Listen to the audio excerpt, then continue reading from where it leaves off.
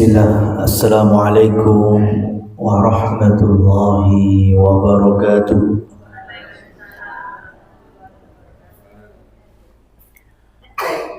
Alhamdulillah, alhamdulillahi wa kafa.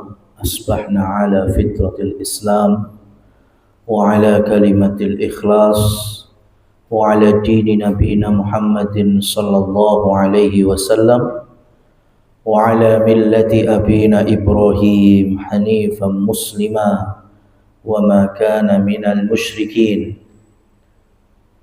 Allahumma inna nas'aluka ilman nafi'an wa rizqan tayyiban wa amalan mutaqabbala. Rabbana zidna ilma. Amma ba'du. Kaum muslimin wal muslimat jamaah rahimani wa rahimakumullah. Alhamdulillah, tidak lepas dari kita untuk senantiasa bersyukur kehadirat Allah Subhanahu wa taala atas segala karunia-Nya. Wabil khusus nikmat iman, nikmat Islam, dan juga nikmat dimudahkannya kita bermajlis ilmu pada pagi hari ini, melanjutkan kajian dari sirah Nabi Muhammad sallallahu alaihi wasallam. Dan di pertemuan bulan lalu kita cukupkan penyebutan dari nasab Rasul sallallahu alaihi wasallam ke atas. Maka hari ini kita akan ambil pelajaran dari nasab Nabi yang paling dekat, yaitu dari kedua orang tuanya. Nabi kita sallallahu alaihi wasallam punya orang tua, ayah yang bernama Abdullah, dan seorang ibu yang bernama Aminah.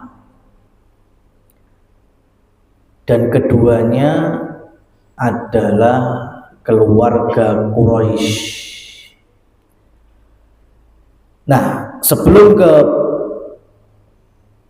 pernikahan antara Abdullah dan Aminah, maka kita kenali lebih dekat kakek Nabi yang bernama Abdul Muttalib. Disebutkan di dalam salah satu referensi sirah, yaitu kitab Ar-Rahiqul Mahtum, wa kana li Abdul Muttalibi asyrah banin. Jadi Abdul Muttalib itu punya anak 10 laki-laki. Punya anak 10 laki-laki. Wa ammal banatu fasittun. Adapun anak perempuannya 6. Berarti total anaknya Abdul Muttalib berapa? 16. 10 lagi 10 lagi 6 perempuan, 16. Jadi dari sisi ayah, Nabi Muhammad sallallahu alaihi wasallam punya paman berapa? Punya paman 9, punya bibi 6. Ya, betul sekali. Ya. Dan Nabi sallallahu alaihi wasallam, ya, saat beliau diutus menjadi rasul, maksudnya itu hanya tersisa 4 paman. Jadi ketika dakwah sudah turun malaikat Jibril, Iqra bismi rabbikal ladzi khalaq, dan seterusnya misi-misi dakwah, itu di keluarga Abdul Muttalib, ya, dari anak-anaknya itu tersisa 4 laki-laki. Kalau yang bibinya masih banyak, yang pamannya itu sisa 4. Ada Abu Lahab, Abu Thalib, Abbas, dan Hamzah. Empat tadi, Abu Thalib, Abu Lahab, Abbas, dan Hamzah. Dan yang beriman dua, yang kafir dua dari pamannya. Yang iman adalah Abbas dan Hamzah, yang kafir sampai wafat, sampai meninggal dunia, Abu Lahab dan Abu Thalib. Ya, tapi karena kita kajiannya sirah, ya tetap kita sebutkan ya nama ke-10 anak dari Abdul Muthalib. Wahum, mereka adalah Al-Haris, wa Zubair, wa Abu Thalib, wa Abdullah, wa Hamzah, wa Abu Lahab, wal Ghaidak, wal Muqawwim, wa Safar, wal Abbas. Ya, tadi dihitung ada berapa? 10 ya. Harith ini anak mbarep. Ya, anak mbarep. Jadi jamaah sekalian yang dirahmati oleh Allah, awalnya Abdul Muthalib itu punya anak cuma satu laki-lakinya, Harith. Padahal beliau pemimpin, tokoh. Dan ketika proyek menggali sumur Zam-Zam, karena sumur Zam-Zam sempat tertimbun, itu yang menemukan kembali kan Abdul Muthalib. Maka yang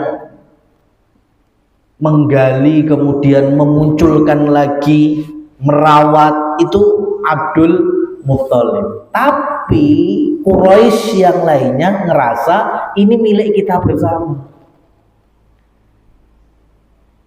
Dan milik kita bersama harusnya jok dudu iyo ewangono li aku dhewe kabeh. Gitu loh. Ya, tapi ketika sudah kembali lagi sebagaimana di masa-masa sebelumnya, didaku-daku, nah ini sumur Zam-Zam milik kita bersama, sama-sama Quraisy, kata Abdul Muthalib, penakmu ini sing rekoso kono karek daku-daku. Cuma nggak punya power saat itu Abdul Muthalib, karena yang bantu cuma anak lanang sitok-sitok Haris. Ya, meskipun tetap menang, tapi Abdul Muthalib merasa ini kalau anak lanangku akeh, itu powerku lebih kuat. Maka kemudian Abdul Muthalib datang ke Ka'bah, kemudian bernazar di sisi Ka'bah, ya Allah, aku bernazar kalau anak laki-lakiku totalnya 10, maka anak yang terakhir akan aku sembelih. Itu nazarnya Abdul Muthalib. Ya, di sisi Ka'bah. Kalau punya anak laki-lakinya 10, satunya yang terakhir itu yang akan aku sembelih. Mulai saat itu Abdul Muthalib punya banyak anak laki-laki. Maka lahirlah tadi Zubair, kemudian Abu Thalib, Abu Lahab, Ghaidak, Muqawwim, Safar, Abbas, Hamzah, kemudian Abdullah. Nah, dari sini ada periwayatan, ya, ada periwayatan gini. Sebelumnya juga punya anak laki-laki lain, tapi sudah meninggal. Ada yang disebut ya wakanu ahada asyara wakila thalatha asyara, ada menyebut 11, ada menyebut 13, diantaranya ismuhu Qutham. Ini juga anaknya Abdul Muthalib, Qutham. Nek cara dhewe artine dekil ya Mas. Nek Arab do Kusam, nah Qutham itu termasuk paman Nabi. Ya. Nah, dari beberapa riwayat ini Jadi nanti kalau di riwayat yang jumlahnya lebih dari 10 sampai 13, itu yang penting anak yang ke-10 itu Abdullah yang lahir. Anak yang ke-10 Abdullah yang lahir. Tapi ternyata semua karakter kepemimpinan nurun dari Abdul Muthalib itu paling lengkap di Abdullah. Padahal dia anak yang paling nomor 10, harus disembelih. Maka dalam beberapa riwayat ya itu di usia yang sudah menginjak belasan tahun tetap dibawa di hadapan Ka'bah.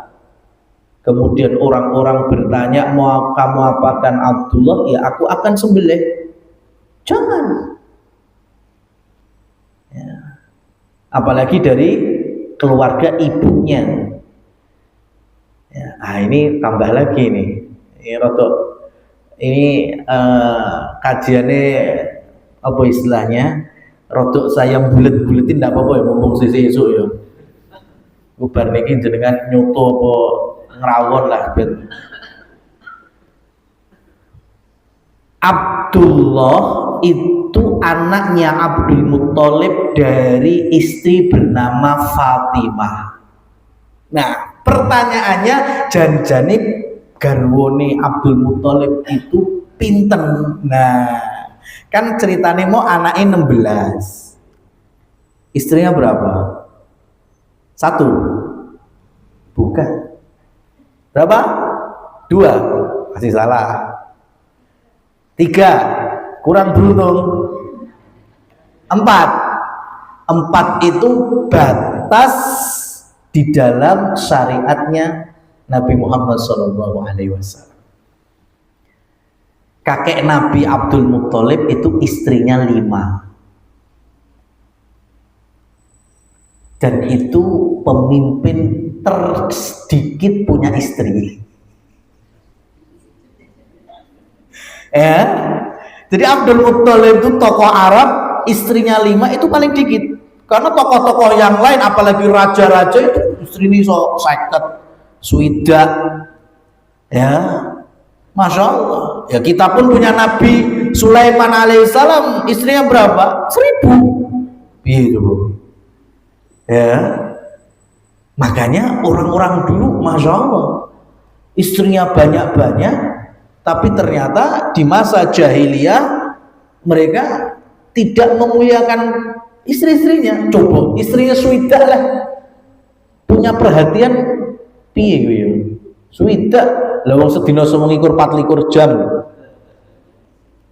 Mereka setidaknya sejamnya harus menyapa 2 sampai 3 istrinya. Coba kalau pirang menit tok nyoba. Ya kan?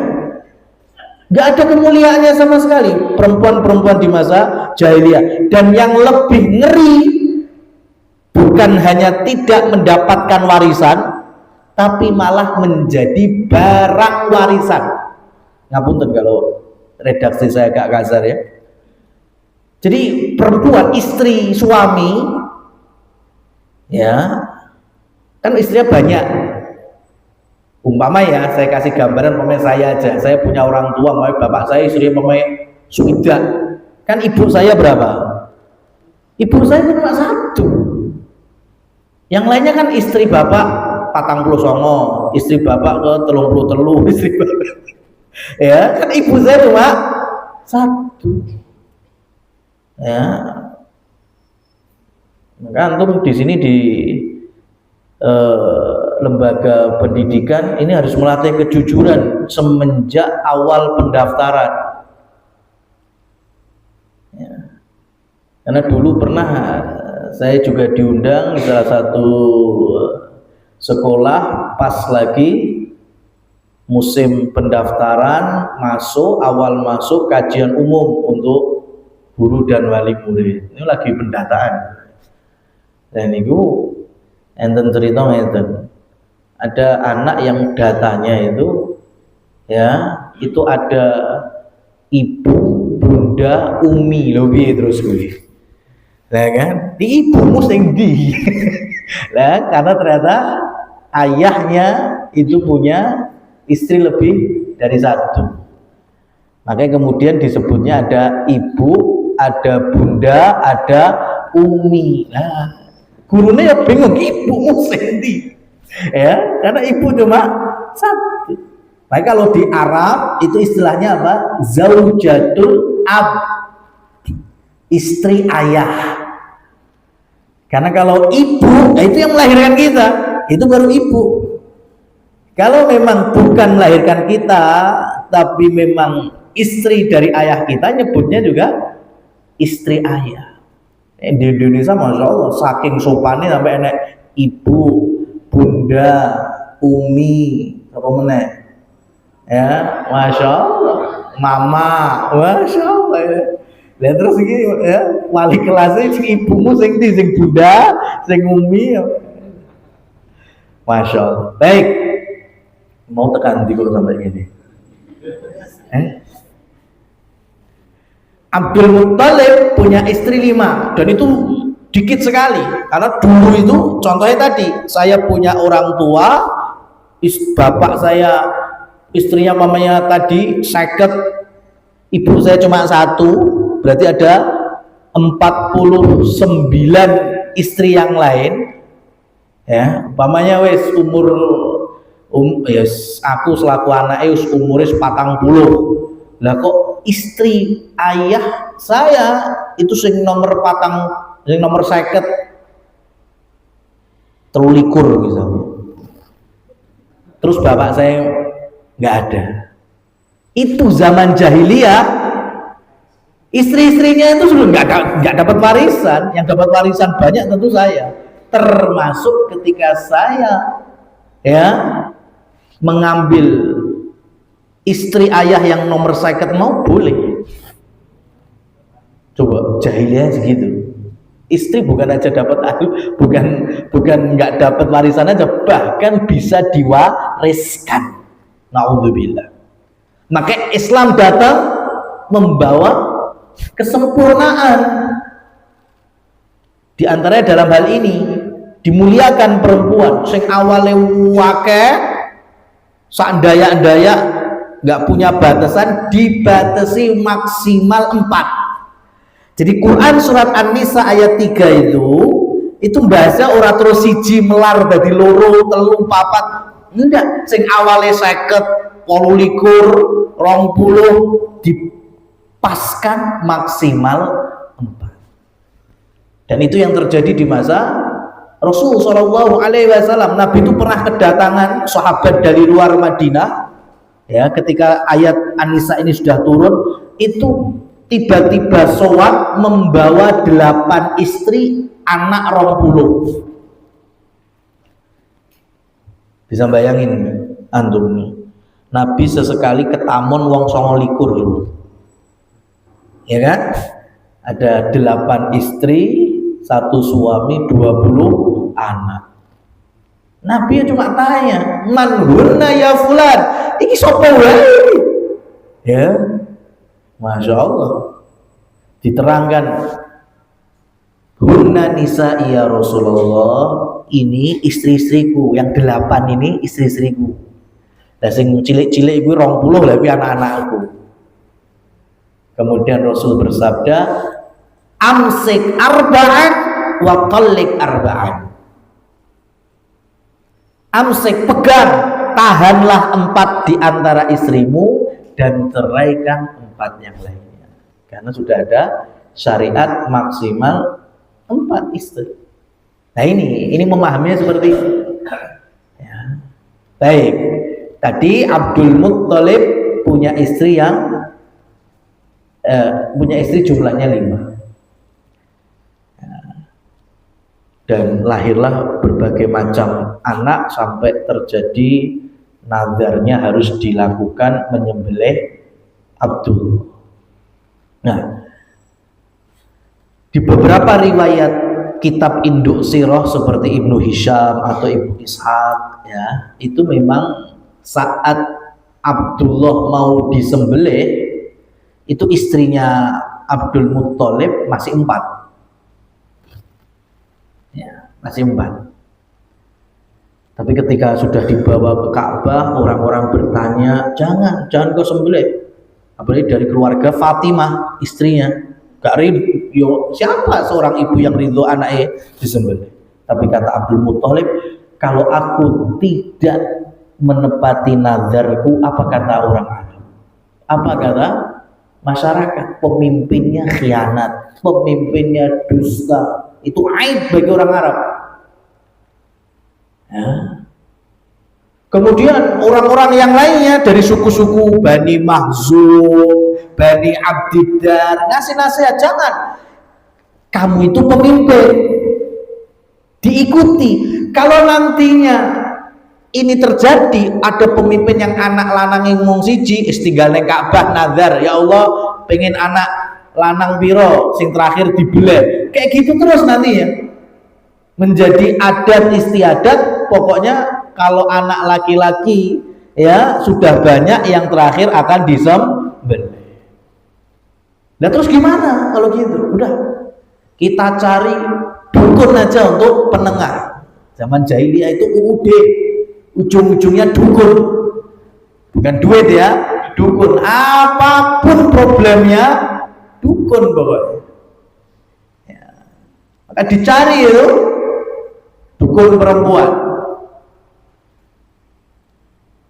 Dan jadi penengah. Sudah gini aja, niat nadarnya kan nyembelih anak ya.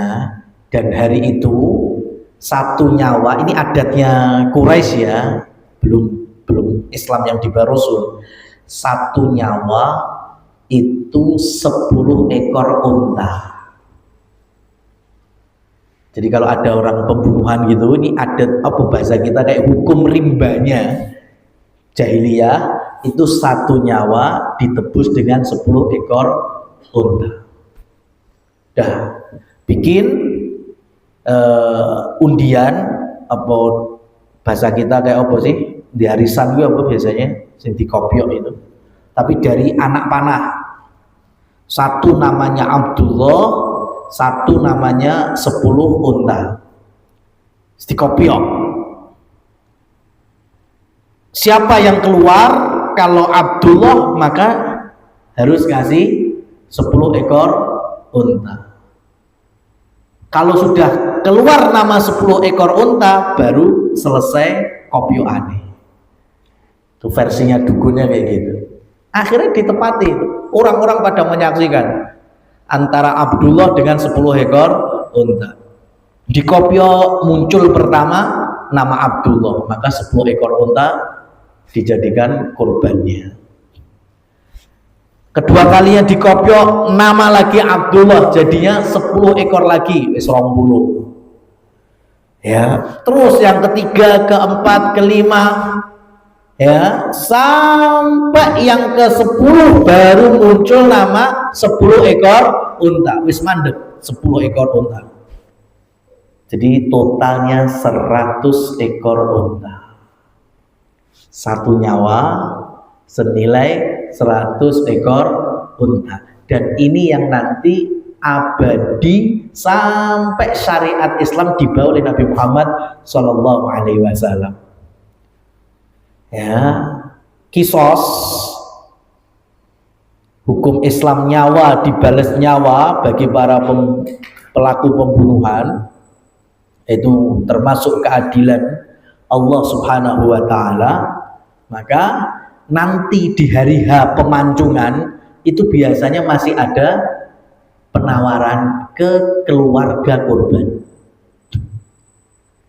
Kan ke pelakunya udah siap itu, ya, di medan pemancungan udah siap itu, tinggal ditel pedot pisah antara sirah mbek awak. Tapi di detik-detik sebelumnya itu keluarga korban akan dikasih apa nih, tawaran. Tetap ditegakkan kisos atau kalian memaafkan dengan denda 100 ekor unta. Kalau keluarga korban tetap tidak ada pilihan kecuali tetap kisos, nyawa anak kami, ya, tidak sebanding dengan berapapun harta dunia. Wah, ya wis tol. Tapi kalau keluarga korban, iya kami memaafkan, maka denda bagi pelaku berapa? Mengganti dengan 100 ekor unta musinnah. Unta yang sudah umurnya musinnah, berarti sudah 5 tahun ya, korban gue. Kira-kira regane berapa ya? Ya, bisa dianggap 80-an juta kalau dirupiahkan, ping 100. Wis ngono. Segitu. Ya, itu kan algojone mamane Mas, keluarga memaafkanmu. Bayar denda aja berapa? 100 unta. Berapa? Ya kurang lebih se-M. Wis pancungen aku wis. Larang denda ya ora iso kuat. Wis mending pancung telbar. Lah sekarang denda segitu. Masyaallah, ini kemuliaan Islam. Maka Islam itu menurut beberapa ulama seperti Imam Asy-Syatibi memiliki kesempurnaan yang disebut dengan dzururiyatul khams. Penjagaan kepentingan kehidupan dalam 5 perkara. Dzururiyatul khams sebutannya. Yang pertama ada hifdzuddin, menjaga agama. Makanya adanya syariat apa? Jihad fisabilillah, termasuk perang. Kira-kira jihad dalam Islam apa kurang menang-menang kawasan, wilayah, jupuk sumber daya alamnya? Enggak. Dalam Islam jihad perang itu li'la kalimatillah, meninggikan kalimat tauhid la ilaha illallah, menyebarkan iman Islam. Bukan semata-mata menjajah, menguasai, enggak. Bahkan menjaga agama itu sendiri. Di masa Abu Bakar As-Siddiq ada namanya perang melawan orang murtad. Kenapa? Ini bentuk menjaga agama. Orang yang ikuti nabi palsu, orang yang nggak mau bayar zakat diperangi sama Abu Bakar. Untuk apa? Menjaga agama. Itu namanya hifdzuddin. Yang kedua, hifdzun nafsi, menjaga jiwa, nyawa, darah. Nggak boleh sembarangan muslimin muslimah dibunuh, dizolimi, dimutilasi. Yang kemarin saya sempat safar ke Jawa Timur ngepasi tragedi sing dibuat neng tol lho Mas. Nah, itu sempat bikin sedikit kemacetan karena polisi lagi mengangkut korbannya. Sing rodok saya bingung kok gua kok neng tol. Kan yuk sliwer-sliwer orang banyak. Mana ya hari itu dibuang, hari itu juga ketahuan. Mungkin saking lagi ya. Hifdzun nafsi, nyawa dibalas nyawa. Makanya ada syariat kisos. Kayak tadi. Ada hifdzul mal, menjaga harta. Enggak boleh mengambil hak ya tanpa hak, merampas, maling, begal, ngutil. Enggak boleh. Muncul syariat wasariqu wasariqatu faqta'u aydiyahuma. Maling lanang, maling wedok ya, hukum Allah dan Rasulnya apa? Dipotong tangannya karena ini zalim, merampas harta yang bukan hak, ya, bukan milik. Sudah ada berapa tadi? Menjaga agama, menjaga jiwa, menjaga harta, hifdzu al-aqli, menjaga akal. Itulah kenapa khamr diharamkan, narkoba diharamkan, karena menghilangkan kewarasan.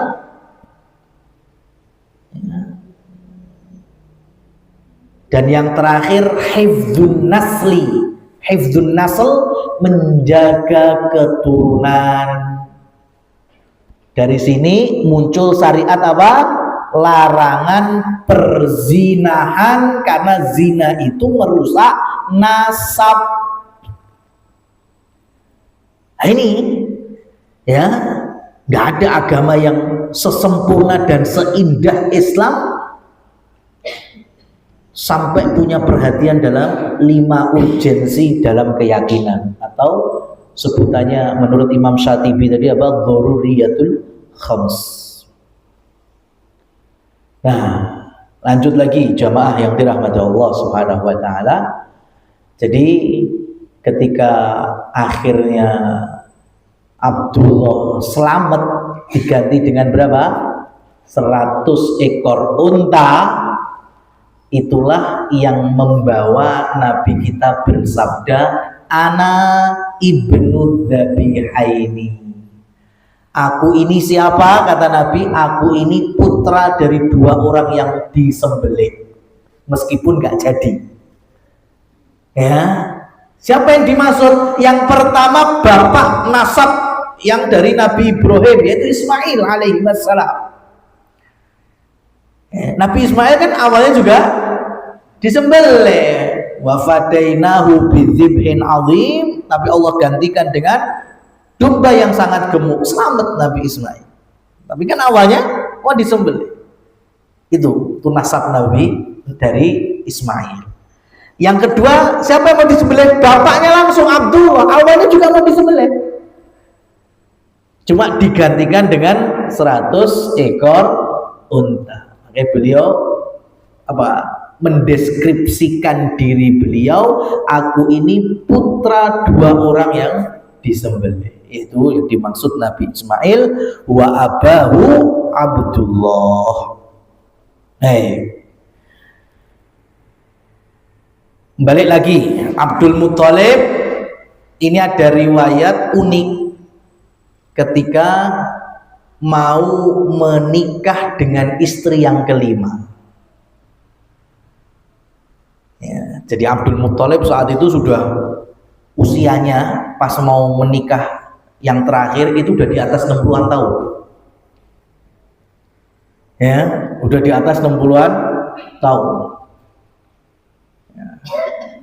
Beliau datangi Quraisy tapi dari keluarga Bani Zuhrah. Bani Zuhrah itu Quraisy, ya, di antara keluarga atau klan-klan famtrahnya itu ada namanya Bani Zuhrah.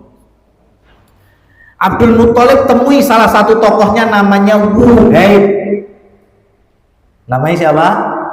Wuhaib. Ya, ini kultur Arab ya. Wong Arab ki lek ngekeki jeneng anak simple. Simple, apa meneh anak lanang. Karena di dalam model bahasa Arab itu ada namanya tazghir. Tazghir niku dari satu kata dikecilkan. Bahasa Indonesianya dibikin juniornya. Contoh nih ya. Ada anak barep lanang jenenge Asad. Lek anak lanang nomor loro mesti jenenge Usaid. Wis mesti wong Arab wis kaya ngono. Simple. Asad adike Usaid. Namanya tazghir kayak gitu. Dua anak barep lanang Namir, mesti nanti dikasih nama kalau anak kedua laki-laki Numer, Namir, Numer, mesti gitu. Paham kan? Jadi kalau dua anak umpamane anak barep lanang Abdullah, lah kok anak lanang nih kasih nama siapa? Ubaidillah, sudah selesai. Sesimpel itu orang Arab kayak jeneng gitu. Ya, Abdullah adike Ubaidillah. Ya. Asad Usaid. Ya. Anak lanang Umar, adike lanang Umar, wis jelas. Sesimpel itu. Makanya orang Indonesia kayak jeneng anak barep lanang Umar rada ora pas. Kok ujug-ujug dadi junior iki piye? Ya, Umar dulu baru Umar. Abdullah dulu baru Ubaidillah. Kan adiknya, maksud ujung-ujung langsung Ubaidillah, anak sing keloro Abdullah, lah malah kualik itu. Ya, sesimpel itu orang Arab ngasih nama itu. Nah, saya mau tanya ini. Tadi Abdul Muthalib ketemu tokoh Bani Zuhrah namanya Wuhaib.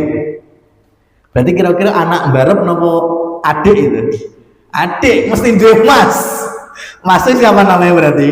Wahab, adik Wuhaib.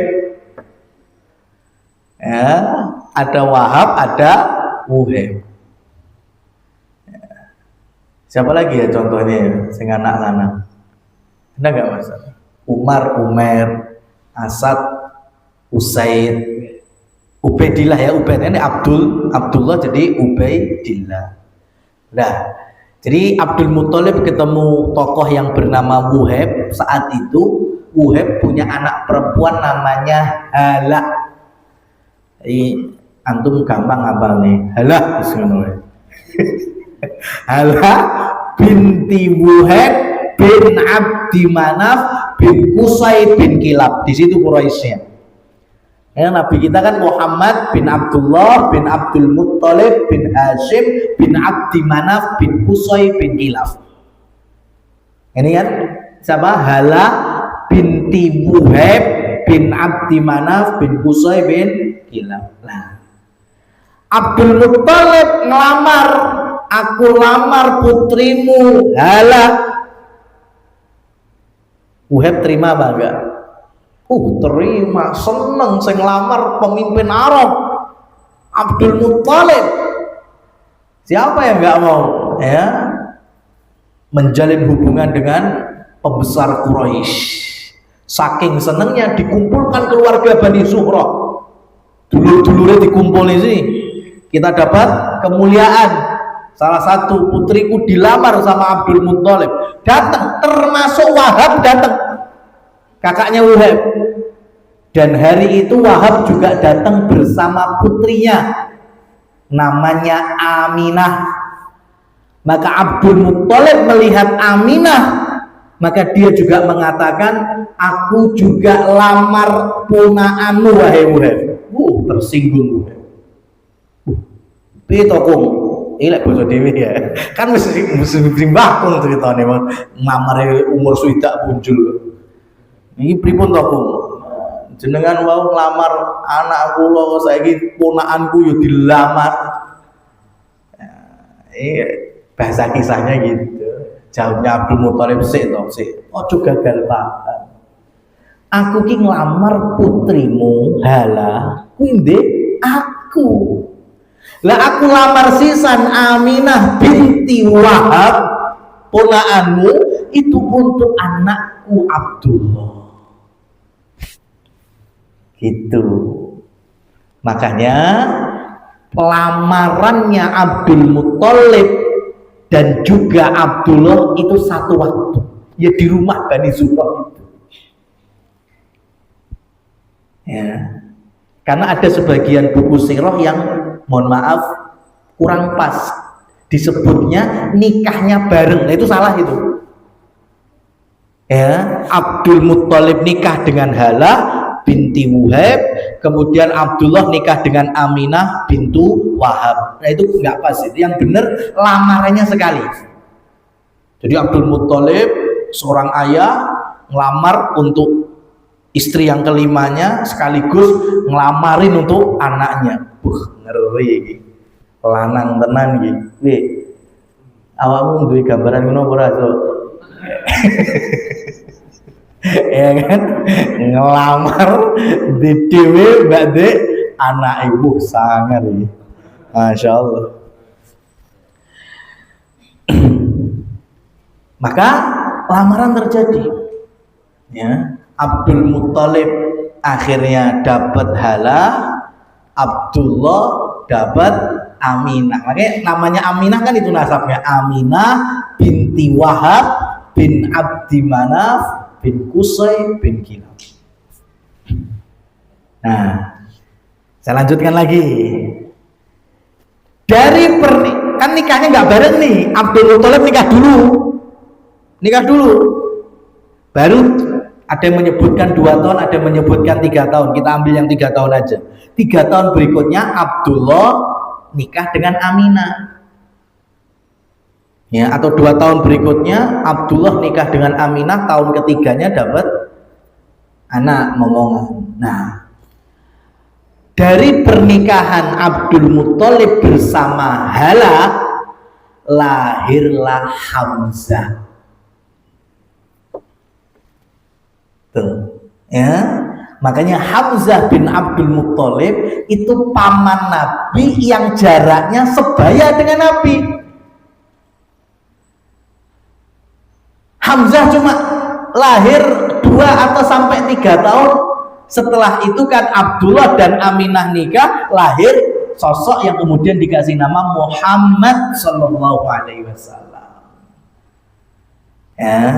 Jadi kedekatan Nabi Muhammad Sallallahu Alaihi Wasallam dengan Hamzah Itu banyak sekali poinnya. Pertama, dari sisi ayah hubungannya apa? Hamzah sama Rasul tadi hubungannya apa? Dari sisi ayah, dari sisi Abdullah bin Abdul Muttalib. Berarti apa? Paman. Karena Abdullah sama Hamzah saudaraan, satu bapak beda ibu. Abdullah dengan ibu Fatimah, Hamzah dengan ibu Halah. Ya, dengan Rasul berarti paman.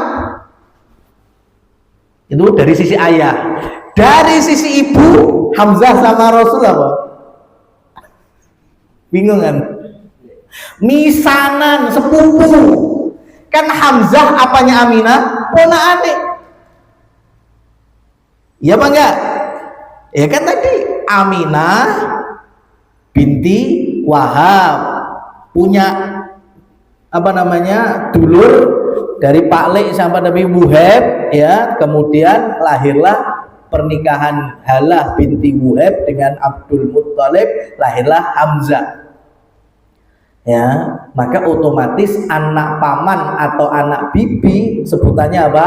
Sepupu atau misan. Berarti dari sisi ibu Rasul dengan Hamzah itu sepupuan. Terus cukup? Belum, masih ada lagi. Hamzah lahir karena ini di keluarga Bani Abdul Muttalib. Di situ ada orang-orang seperti Abu Lahab. Hamzah selain mendapatkan ASI dari ibunya, itu juga disusui oleh budaknya Abu Lahab yang bernama Thuwaibah. Abu Lahab punya budak namanya Thuwaibah. Dan 3 tahun berikutnya ketika Rasul lahir juga mendapatkan ASI dari Thuwaibah, budaknya Abu Lahab. Berarti dari sisi ini Thuwaibah, Rasul Shallallahu Alaihi Wasallam dengan Hamzah saudara sepersusuan. Yes. Kurang deket apa ini? Dari si bapak Pak Le, dari sisi ibu Misan, dari sisi Thuwaibah saudara sepersusuan. Kemudian masuk Islam. Gimana nggak cinta banget Rasul dengan pamannya Hamzah? Ya, maka semenjak itu ada apa-apa yang terkait dengan militer, keprajuritan, Hamzah panglimanya sampai syahid di medan Uhud. Ya, itu Nabi sedih sekali. Makanya kemudian diberi gelar siapa? Sayyidus Syuhada, pemimpin para syuhada, yaitu Hamzah bin Abdul Muttalib, paman Rasul, misan Rasul dari sisi ibu dan saudara sepersusuan. Nah, makanya gini, kan ini deket banget toh Nabi sama Hamzah, meskipun paman ponaan tapi kan baraan. Ya, ada nggak antum punya contoh neng kampung koyong ini? Saya dulu punya satu kelas itu paman ponaan kakek cucu umure podo. Itu lagi gontok-gontokan itu lucu sekali. Kudu manut aku sih mbahmu. Kudu manut aku Pak Lek.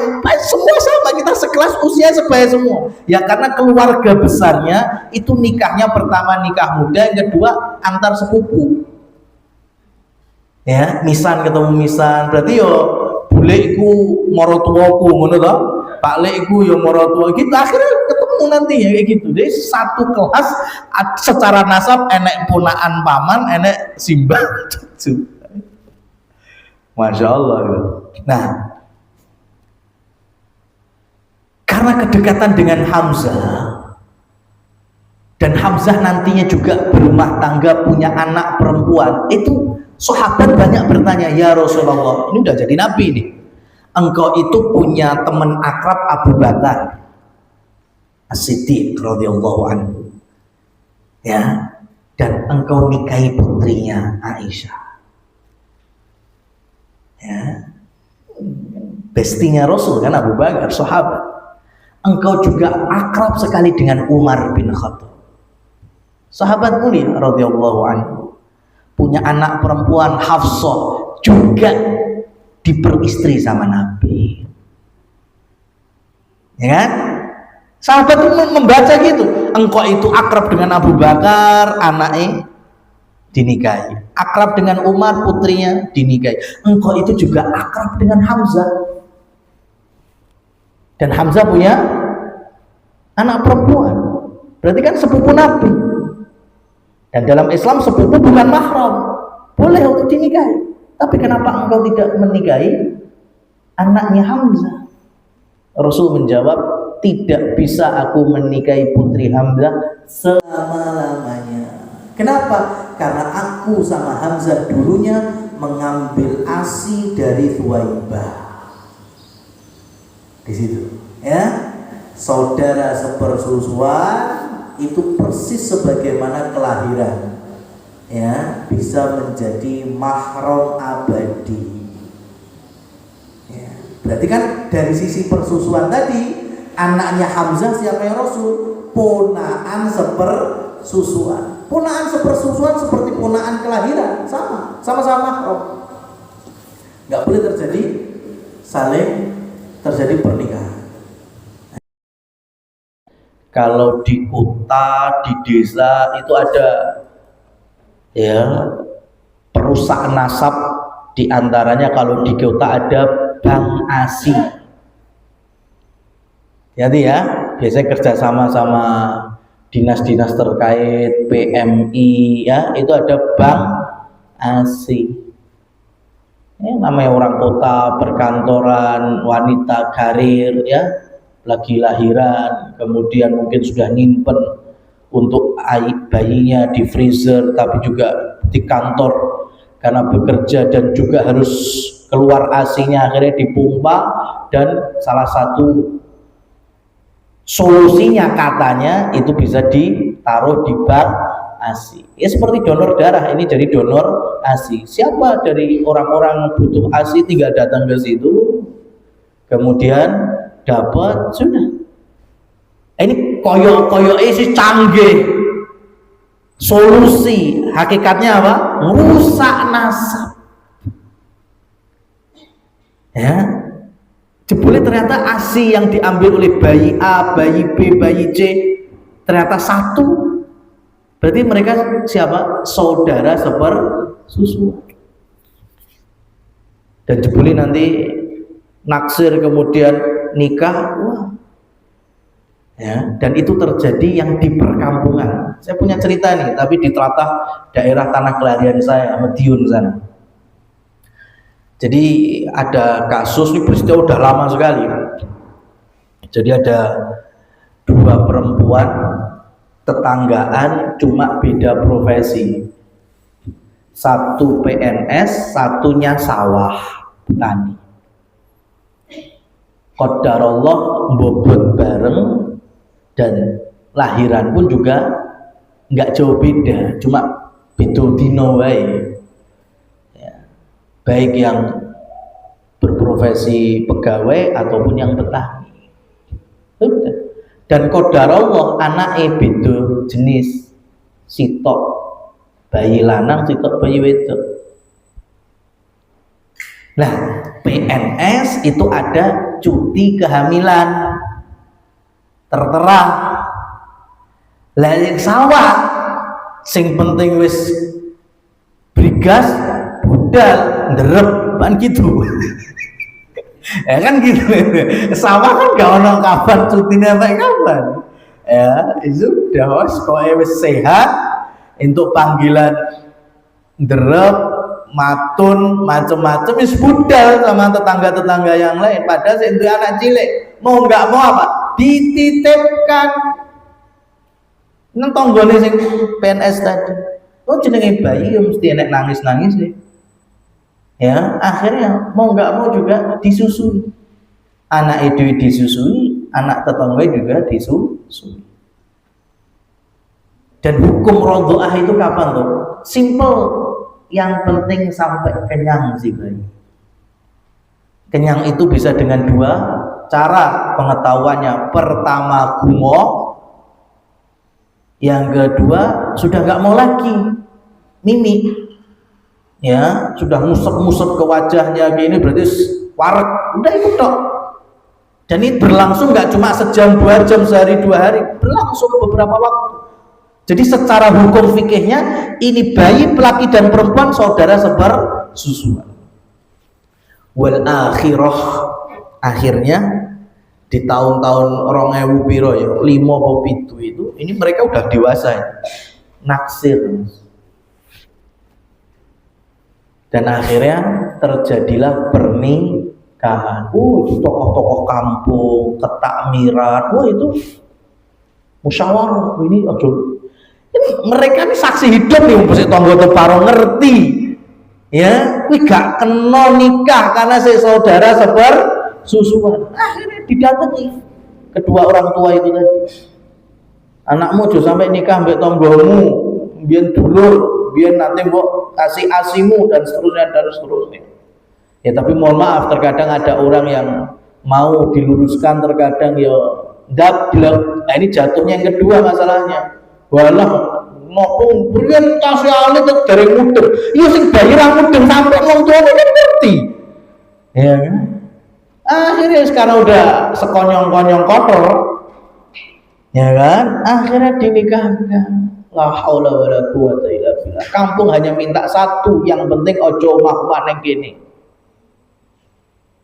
Ya, golek ning alamat liya. Karena itu udah iqamatul hujjah, sudah ditegakkan bahwa saya nggak bisa karena mereka saudara sepersusuan. Tapi mohon maaf karena mungkin yang desa ya mungkin masih kurang edukasi macam-macam, akhirnya dianggap biasa. Padahal selamanya itu statusnya zina. Nah itu yang saya tahu, yang dekat dari tanah kelahiran saya. Lho nek sak Indonesia nek cerita padha ora medeni. Ya kan? Orang apalagi orang dulu ya gampang sekali ya nangis karena sama punya bayi terus dikasih ASI. Itulah yang membawa ibunya Imam Bukhari itu pernah itu digendong sama tetangganya dikasih ASI, ibunya tahu langsung ngambil diurut nih dikon muntah nih. Ya, kenapa? Karena ibunya Imam Bukhari tahu tetangganya itu bukan perempuan yang taat beragama. Bahasa kita hari ini ya sholat ya ora patek. Ya kan? Sudah bukan perempuan sholihah. Enggak ridho bayinya dapat ASI dari perempuan yang enggak sholihah. Maka jadinya Imam Bukhari itu. Kenapa? Karena ASI itu yang menjadi darah dan dagingnya si bayi bertumbuh. Nah, kalau kita ke Bank ASI bisa request. Bang Asi, saya mau ASI, tapi dari seorang ibu yang sholihah, hafizah, perhatian kepada suami dan anaknya. Coba nenek Bang Asi kaya ngono. Ya, masalahnya kan nggak mungkin ada, penting random aja. Kita nggak tahu itu ASI siapa. Ternyata aslinya orang kafir, naudzubillah. Ya, aslinya wanita musyrik, naudzubillah. Nah, ini makanya. Kembali lagi, Rasul mengajarkan kenapa kok nggak bisa menikahi putrinya Hamzah padahal masih dekat sekali dengan Hamzah, karena hakikatnya dari sisi persusuan itu punaannya Rasul. Ya Rasul tidak mungkin menikahi putrinya Hamzah. Baik, maka pernikahan pun terjadi ya antara Abdullah dan Aminah, berangkat dari sabda Nabi Shallallahu Alaihi Wasallam, "Wulidtu min nikahin wala sifahin." Aku ini dilahirkan dari pernikahan yang sah, pernikahan wiladah, bukan karena perzinahan. Jadi Allah Subhanahu wa taala takdirkan Nabi itu dari nasab Nabi Adam menuju ke Nabi Nuh, ke nabi-nabi seterusnya sampai Ibrahim hingga Abdullah, itu tidak ada track record nikah zina, itu enggak ada. Allah jaga calon ya Sayyidul Anbiya Imamul Mursalin yaitu Muhammad Sallallahu Alaihi Wasallam dengan nasab yang terjaga. Tidak ada yang track record perzinahan, itu enggak ada. Semua nikah wiladah. Loh, lah nikahnya kayak apa Ustaz? Kemarin kan dibahas tentang nikah-nikah jahiliyah yang ternyata zina semua. Nikah wiladah itu nikah yang seperti hari ini. Jadi ada mempelai laki-laki atau ada kedua mempelai yang tahu mau nikah, ada wali nikah, disaksikan, dan ada mas kawin atau mahar.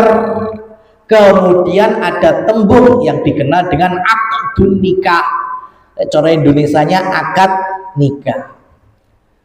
Kenapa kok pakainya akdun, sesuatu yang mengikat? Karena dari zaman dulu, zaman Rasul sebelumnya dan zaman Islam, itu mahar biasanya sifatnya perhiasan yang mengikat, yang melingkar. Makanya istilahnya mas kawin apa? Kalung, kan melingkar, mengikat. Gelang, mengikat. Cincin, mengikat. Ya, itu menjadi kultur Arab, makanya sebutannya akdun. Akad itu dari akdun nikah. Dengan apa? Maharnya perhiasan yang melingkar. Ya. Itu kalau dari sisi bahasa. Makanya aja sing-sing kaya zaman saiki koyo ini yang sunnah. Nikah, aku nikahkan putrimu dengan mahar. Oh ya, aku terima nikah putrimu dengan mas kawin. Surat Al-Waqiah, surat Ar-Rahman. Jebule barbe maca Al-Waqiah mbak Ar-Rahman barbar. Nah kok koyo ini namanya khilafus sunnah, ini malah menjadi sunnah. Yang dimaksud maharnya itu Quran, itu dengan mengajarkan kepada istrinya itu. Oh, apa tambah abot? Mending cincin 2 gram bar gak ono PR. Ya, jadi surat Ar-Rahman, surat Al-Waqiah, surat Yasin, surat apapun dijadikan mahar, itu maknanya diajarkan kepada istri. Karena mahar itu yang punya nilai. Nah, ini kan ceritanya sahabat nih punya harta enggak? Mboten ya Rasul. Apa bae sing punya nilai? Enggak ada, sangat miskin. Baik, kemudian Rasul ngasih jalan. Ya, angkah tuka bima ma'aka minal Quran, aku nikahkan engkau dengan Quran yang ada padamu. Maksudnya apa? Kamu ajarkan istrimu, kamu punya ilmu, punya skill. Lek dibuka kursusan yo nek tarife. Ya kan, punya nilai. Lah sekarang ajarkan. Cuma ojo njupuk tarif kuwi maharmu. Lah saiki beda kok dijupuk Ar-Rahman Al-Waqiah diwaca tok. Kadang terjemahan ini sing tausiah suri menrap barbar gitu. Kapan leh khutbah nikah ya, tausiah nikah. Ini seakan-akan ngikuti sunnah tapi hakikatnya malah menyelisih sunnah. Ya, artinya diajarkan. Syukur-syukur sampai diamalkan oleh istrinya. Wah, itu mantap sekali. Ya. Baik. Nah, berarti bapak Nabi, ibu Nabi nikah sebagaimana nikah kita hari ini. Bahkan disebutkan ya, wa aqama Abdullah indaha thalathan. Bahkan sesudah itu Abdullah tinggal di keluarga Bani Zuhrah, istrinya itu selama 3 hari. Ada yang menyebutkan sepekan. Nah ini adat yang sampai hari ini masih ada di sebagian Indonesia. Ya toh? Kalau ada nikahnya kan di tempat perempuan kan, biasanya kan gitu. Terus mempelai laki-laki kan berarti merono, apa bar walimah terus minggat kan juga enggak, ya kan, balik sama rombongan besan kan juga enggak. Ngapain? Tinggal di keluarga perempuan. Ya, itu Abdullah juga dulu gitu, tinggal di rumahnya Aminah, keluarga Bani Zuhrah 3 hari, ada yang menyebut sepekan. Ngapain? Dikenalkan sama keluarga dari pihak istri. Modal loh, nang ini ya, suami dikenalkan, ayo main Pak Diku, buleku, macam-macam. Kenapa? Karena itu menjadi bahasanya seolah-olah kesempatan terakhir istri. Karena selepas itu si istri akan ikut bersama suami meninggalkan keluarga besarnya. Itu, dan itu juga yang terjadi pada ayah Nabi. Nantinya Aminah pun diambil dan hidup di tengah keluarga Bani Abdul Muttalib, Bani Hashim, yaitu di rumahnya Abdullah. Wallahu a'lam bishawab. Jadi sampai di sini poin kita ya, pernikahan antara kedua orang tua Nabi Shallallahu Alaihi Wasallam. Semoga bermanfaat. Aku qouli hadza fa subhanakallahumma wa bihamdika asyhadu an la ilaha illa anta astaghfiruka wa atubu ilaik. Wassalamualaikum warahmatullahi wabarakatuh.